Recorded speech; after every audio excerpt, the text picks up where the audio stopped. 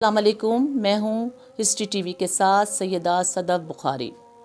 آج میں آپ کو پری بدیع الجمال اور شہزادہ سیف الملوک کی رومانوی داستان سناؤں گی۔ جھیل سیف الملوک اسلام آباد سے 257 کلومیٹر کے فاصلے پر برف پوش پہاڑوں اور سربا فلک چوٹیوں میں گھری سطح سمندر سے 7500 فٹ بلند اور 800 مربع کلومیٹر رقبے پر محیط دنیا کی وہ خوبصورت اور جنت نظیر وادی واقع ہے جسے وادی کاغان کے نام سے پکارا جاتا ہے۔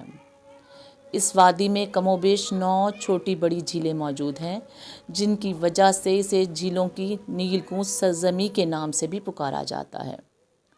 ویسے تو اس وادی کا چپا چپا دلکش اور قدرت کے حسین نظاروں سے مالا مال ہے، لیکن جھیل سیف الملوک کو وادی کاغان کا جھومر کہا جاتا ہے، کیونکہ اس جھیل کا شمار دنیا کی چند سحر انگیز جھیلوں میں کیا جاتا ہے۔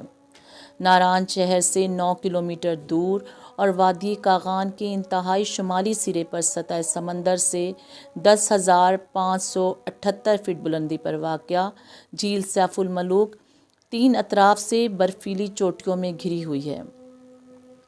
کہا جاتا ہے کہ یہ جھیل 3 لاکھ سال پہلے اس وقت وجود میں آئی جب وادی کاغان کا تمام علاقہ برف سے ڈھکا ہوا تھا اور ایک بہت بڑے برفانی تودے نے ٹوٹ کر اس دریا کے پانی کو روک لیا جو جھیل کے عین وسط سے گزر رہا تھا۔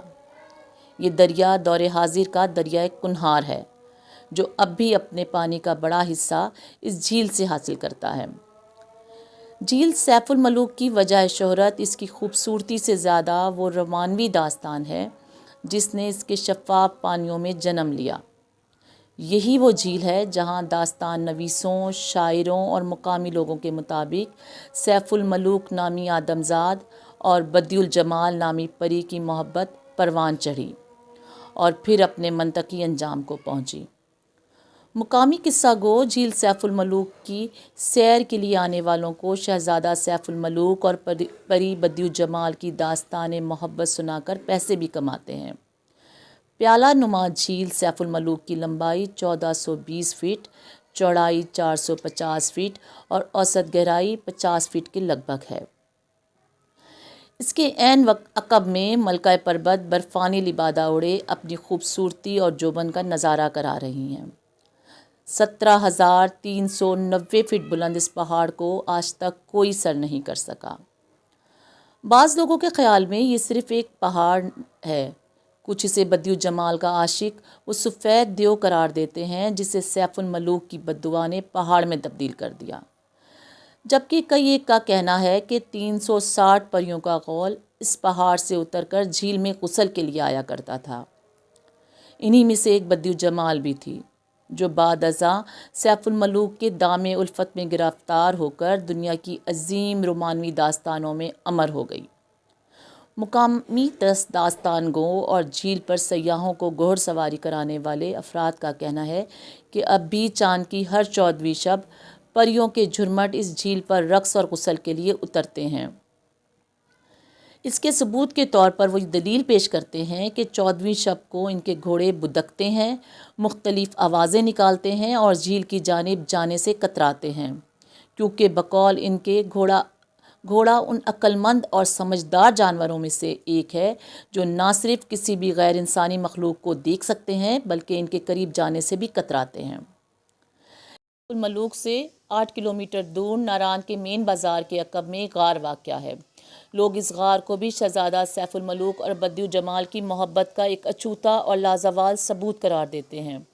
روایت ہے کہ سیف الملوک اور پری بدیع الجمال نے سفید دیو سے بچنے کے لیے اس غار میں پناہ لی تھی۔ جھیل سیف الملوک سے منسوب رومانوی داستان کا مرکزی کردار شہزادہ سیف الملوک حضرت عیسیٰ کی پیدائش سے لگ بھگ 866 سال قبل برسر اقتدار مصر کے بادشاہ کا بیٹا بتایا گیا ہے، لیکن بعض حضرات نے اسے دلی کا شہزادہ بھی لکھا ہے۔ اسے خواب میں ایک حسین و جمیل پری کا دیدار ہوا اور وہ جی جان سے اس پر فریفتہ ہو گیا۔ وہ اپنی مملکت کے سبھی نجومیوں سے اس حسین پری کا اتا پتہ معلوم کرتا ہے، تو اسے بتایا جاتا ہے کہ یہ پری موجودہ کاغان کے علاقے ناران میں ایک جھیل کے کنارے سے مل سکتی ہے۔ نجومیوں نے شہزادے کو یہ بھی بتایا کہ پری کے حصول کے لیے اسے 12 سال کی ریاضت بھی کرنی ہوگی۔ شہزادہ ایک نہایت پرخطر سفر کے بعد اس جھیل کے کنارے پہنچتا ہے جو آج کی جھیل سیف الملوک ہے۔ 12 سال کی ریاضت کے بعد ایک دن وہ پری کے تصور میں آنکھیں بند کیے بیٹھا تھا کہ اسے پروں کی پھڑپڑاہٹ سنائی دی۔